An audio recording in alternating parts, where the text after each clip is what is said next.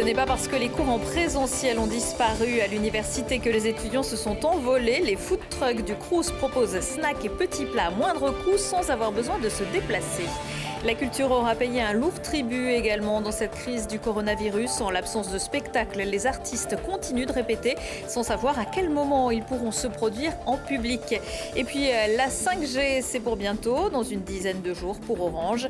À Grenoble, les nombreuses antennes ont gâché la vie d'un scientifique ultra sensible aux ondes électromagnétiques. Bonsoir à tous, ravi de vous retrouver dans ce JT du lundi 9 novembre 2020.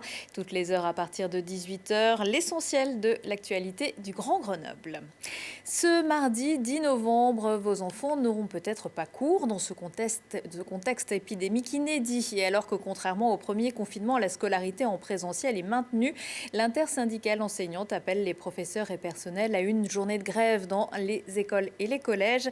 Pour en parler, je reçois ce soir Corinne Baffer. Bonsoir. Bonsoir. Vous êtes secrétaire générale académique SNES-FSU pour l'Académie de Grenoble. Pourquoi appelez-vous donc à faire grève ? Nous appelons à faire grève pour garder absolument nos établissements ouverts. Et pour ça, il faut des mesures de protection qui soient mises en place. Alors, vous proposez par exemple, comme ça a été fait pour les lycées depuis aujourd'hui, de faire des demi-groupes pour les collèges ? Alors c'est la demande puisque le ministre a suggéré que ça pouvait se faire pour les lycées exclusivement si les chefs d'établissement en font la demande et pas pour les collèges. Or dans le collège, il y a les mêmes problèmes de promiscuité à l'intérieur des classes, dans les cantines, dans les couloirs, etc. On dit que les enfants plus petits sont moins contaminés. Alors ça, je ne sais pas. Moi, je suis professeure de français, pas du tout médecin et encore moins scientifique. Demi-groupe pour les collèges, est-ce que ça veut dire aussi enseignement à distance pour le reste de la semaine ? Non, ça veut dire, justement, c'est ça la grande différence. C'est du travail qui est donné aux élèves par leurs professeurs de chaque discipline et qui est vérifié chaque fois qu'ils reviennent en cours. C'est vraiment une façon de maintenir le lien avec les élèves. Et ça ne passe pas nécessairement par des moyens informatiques. Donc on ne risque pas de perdre certains élèves déjà en difficulté s'ils sont à la moitié du temps chez eux ? Il me semble qu'on les perdra beaucoup moins que s'ils sont complètement chez eux, parce qu'actuellement, ce n'est pas comme si on avait le choix. Alors ce lundi, je l'ai dit, les lycées sont autorisés à appliquer des jauges à moitié. Est-ce que c'est suffisant ? Si on arrive à mettre les choses en place, on ne peut que croiser les doigts pour que ce soit suffisant. On a le regret quand même que ça se passe maintenant, alors qu'on le demande depuis la rentrée. Et on espère, on va tout faire pour que ça fonctionne. Mais c'est sûr que si on avait commencé comme ça en septembre, on n'en serait peut-être pas là. Ce qui vous inquiète aussi dans les jauges pleines, ce sont les moments où les élèves ne sont pas forcément en cours, mais les moments où ils sont à la cantine, où ils sont dans la cour, dans les couloirs. Bien sûr. C'est là où il y a le plus de difficultés parce que, on n'a pas trop de problèmes d'élèves qui ne portent pas ou mal leur masque, mais quand on est tout serré dans les escaliers pour monter en cours ou pour descendre, ou à la cantine on se démasque et où les élèves ont parfois 10 minutes pour manger pour que tout le monde passe, c'est pas possible. Dans l'académie, un seul lycée est pour l'instant, en tout cas en ce moment, fermé. Il s'agit du lycée Pierre Termier à Grenoble qui est fermé jusqu'à mercredi inclus. 156 élèves dans toute l'académie sont positifs au Covid. Ça paraît assez peu finalement. Écoutez, ce sont les chiffres qui sont sortis en fin de semaine dernière.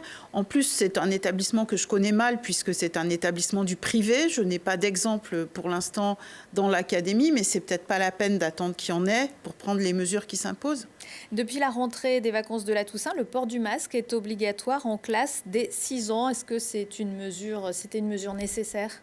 Dans certains pays, ça se pratique. Les élèves ne paraissent pas plus traumatisés que ça. Et c'est une protection supplémentaire. C'est quand même un virus dont on ne connaît pas tout, loin s'en faut. Et je pense que tant qu'on n'a que les gestes barrières et les masques pour se protéger, il faut s'en servir, en faire bon usage. Est-ce que vous avez bon espoir que vos demandes, notamment concernant les collèges, aboutissent, puisqu'il doit y avoir un point tous les 15 jours? Le prochain, ça devrait être cette fin de semaine. C'est cette fin de semaine. On espère vraiment, parce que la catastrophe, pour nous, ce serait que des annonces de fermeture définitive soient envisagées. Est-ce que vous prévoyez un rassemblement demain mardi? Alors, ça a été une question très compliquée. Il y en a un qui est prévu, ça dépend un petit peu des départements, alors je ne les ai pas tous en tête, mais a priori, il y a des rassemblements qui sont prévus. On a surtout appelé les collègues à mettre en place les mesures sanitaires, à faire des communiqués de presse dans leur établissement, à travailler avec les parents. Bon, il y aura des rassemblements puisque c'est une grève FSU, pas seulement second degré. Et des collègues professeurs des écoles qui sont 2 ou 3 par école, ça ne fait pas beaucoup sens de travailler dans leurs établissements. Donc, de travailler, d'être en grève dans leur établissement tout seul. Donc, les rassemblements ont cette fonction de permettre des regroupements plus larges. Mais bon, on est quand même sur un appel à des dédoublements. Alors, ça a beau être dehors, on évite quand même les rassemblements aussi. Si vos demandes n'aboutissaient pas, est-ce que d'autres mouvements sont à prévoir? Certainement, parce que je ne pense pas qu'on puisse jouer avec la santé des personnels, ni celle des élèves. Je vous remercie, Corinne. C'est moi qui vous remercie. Dans l'enseignement secondaire, ce sont l'ensemble des cours, sauf exception, qui se déroulent à distance. Mais l'université n'est pas fermée et un grand nombre de services restent ouverts pour tous, sous certaines conditions. Pour les étudiants grenoblois qui souhaitent se nourrir à bas prix, les Restos U proposent de la vente à emporter. Le Crous dispose également de plusieurs food trucks. Lina Badreddine est allée tester celui qui se gare tous les soirs devant la résidence Berlioz. Je veux bien le mincé de bœuf. Les mincés de bœuf. Des plats cuisinés au prix imbattable, le midi au cœur du campus et le soir au pied de la résidence Berlioz, ce food truck vend des repas complets à 1 € pour les étudiants boursiers, 3,30 € pour les non-boursiers. Des prix plus bas que dans la restauration classique, possible grâce aux subventions de l'État. Moi, je suis boursier, donc je pense que je paye 1 € pour les repas, donc c'est forcément plus facile pour moi que de cuisiner, je pense aussi. Le food truck se veut être au plus proche des étudiants pendant le confinement pour leur éviter de se déplacer trop loin de leur résidence. C'est une offre très variée qui va du tacos au burger, donc la snack food habituelle, mais également des plats cuisinés équilibrés. C'est que du fait maison, 100% fait maison. On a des salades, on peut trouver des couscous, on peut trouver du tagine, on peut trouver des bœufs bourguignons. Voilà, c'est très large. On veille à avoir également une offre végétarienne quotidienne et un choix de desserts gourmands type muffins, cookies, yaourt gourmand, des fruits, voilà. Enfin, on arrive à quand même avoir une offre extrêmement variée sur un espace assez réduit. De l'alimentation, mais aussi du réconfort, surtout en période de confinement, pour des étudiants dans des chambres parfois petites et souvent loin des familles.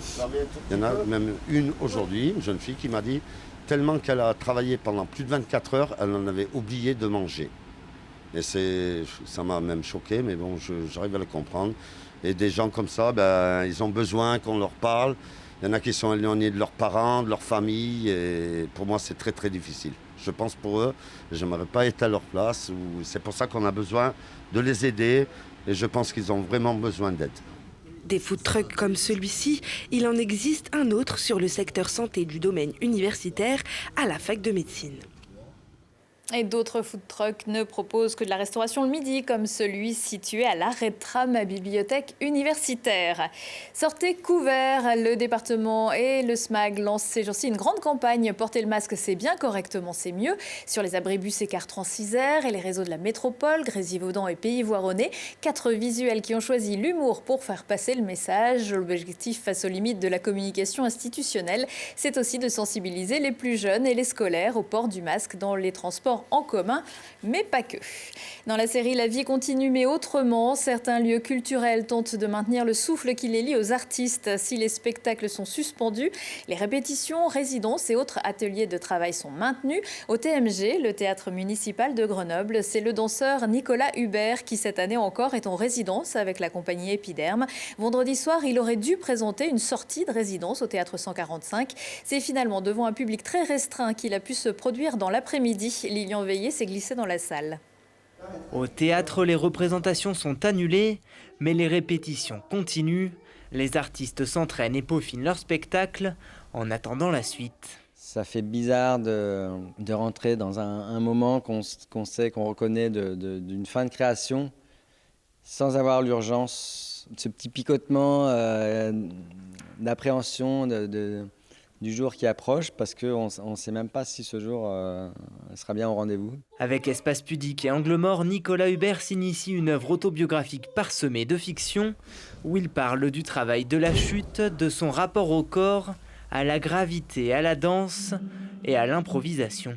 C'est un solo qui est une sorte de journal intime d'un corps de danseur. Donc j'ai eu envie de partager toutes les couches qui me constituent à un moment où voilà, j'ai fait un peu les comptes, où je me suis dit, voilà, ça fait 20 ans que je chorégraphie, ça fait un quart de siècle que je danse. Pour l'instant, le confinement ne perturbe pas trop son travail, ni celui des techniciens. Évidemment, on est logé à la même enseigne que tout le monde, hein, c'est-à-dire que soit on reste à la maison, soit on vient faire des séances de travail. On est juste content en fait, d'être là pour maintenir ce semblant d'espoir qu'il y a à rouvrir là très prochainement en fait, et à pouvoir présenter les spectacles tout simplement. Mais l'incertitude générale sur le monde du spectacle continue de planer. Toutes les représentations de novembre ont été annulées. Pour l'instant, les spectacles du mois de décembre sont maintenus, mais c'est sûr qu'on a besoin de savoir assez rapidement ce qu'il en est pour savoir si on envisage des reports de certains spectacles qu'on a annulés déjà ou des annulations définitives, c'est-à-dire qu'on ne les reprogrammerait pas dans quelques mois. Et c'est pas la même chose de savoir qu'on a annulé 6 spectacles en novembre que de savoir qu'on en annule 6 en novembre, plus tant en décembre, plus tant après. Pour ce filage, une représentation en conditions quasi réelles, Nicolas Hubert a tout de même pu se produire devant quelques spectateurs professionnels et journalistes, mais il attend avec impatience une salle pleine pour son nouveau spectacle. Et si le confinement venait à s'assouplir et les théâtres à rouvrir, ce spectacle est prévu les 10, 11, 15 et 16 décembre au théâtre 145. Suite aux enchères du mois de septembre, Orange prévoit d'activer la 5G sur son réseau à compter du 18 novembre. Là où ce sera possible techniquement, les antennes 4G seront basculées en 5G. Une nouvelle qui ne ravira pas forcément Marco Congedo. Chez lui, c'est un peu le triangle des Bermudes des ondes électromagnétiques. Installé dans son appartement près de la place Condorcet, ce Grenoblois se trouve au cœur d'un rayonnement d'antennes téléphoniques assez inédit sur la ville. Pour ce chercheur au CNRS, tout a commencé par des problèmes de santé. Elina Badreddine. Il avait tout pour devenir l'appartement de ses rêves, son intérieur, mais surtout son balcon, avec vue sur les derniers contreforts de la Chartreuse. C'était sans compter sur la présence de 2 antennes téléphoniques sur les toits d'en face, une puissance de rayonnement jamais vue à Grenoble. J'ai commencé à avoir des problèmes. Déjà des problèmes à la peau, donc des kystes qui poussaient un peu partout. Je me suis fait opérer plusieurs fois, donc de façon répétée, sans explication médicale. Ensuite, j'ai commencé à avoir des problèmes de cœur. J'ai fait des crises, donc j'étais vraiment très mal. Pendant ces crises-là, j'avais l'impression vraiment de mourir avec une sensation d'oppression à la poitrine, le corps qui était emballé, c'était vraiment désagréable. Après 2 passages à l'hôpital et de nombreux examens, les médecins ne détectent aucune anomalie chez Marco. S'ajoutent à ses soucis de santé des problèmes de vue et des acouphènes. C'est après quelques recherches qu'il découvre la cause de tous ces maux, les 2 antennes installées à quelques mètres de chez lui. De son balcon, l'exposition s'élève à 13 volts par mètre, plus du double du niveau limite choisi par la France et 9 fois la moyenne nationale. C'est énorme, c'est vraiment énorme. Un jour passé chez moi, 24 heures passées chez moi, correspond à entre 1 et 10 ans passés ailleurs, comme densité de puissance que votre corps absorbe. Donc ça c'est l'antenne Free, et l'autre, et celle-là, c'est une antenne Bouygues, plus petite, mais bien cachée, pareil. Moi, je ne l'aurais jamais acheté ici si je savais que celle-là, c'était des antennes de téléphonie mobile. Il décide donc de protéger son appartement, déjà à l'aide de ses rideaux. Je déplace les rideaux. Et la machine s'emballe, c'est-à-dire qu'on passe au-delà de la valeur maximale que cette machine peut mesurer. Des rideaux en coton avec des fils d'argent, mais aussi de la peinture carbone graphite aux murs et au plafond. Des opérations très coûteuses. Marco a dépensé plusieurs milliers d'euros qui ne lui seront jamais remboursés et il ne peut toujours pas profiter de son balcon. Les sites cartoradio.fr ou antennemobile.fr peuvent vous renseigner sur l'exposition aux ondes dans votre rue. Marco Congedo se propose aussi de venir chez vous pour effectuer gratuitement des mesures avec son appareil. Vous pouvez lui écrire par mail.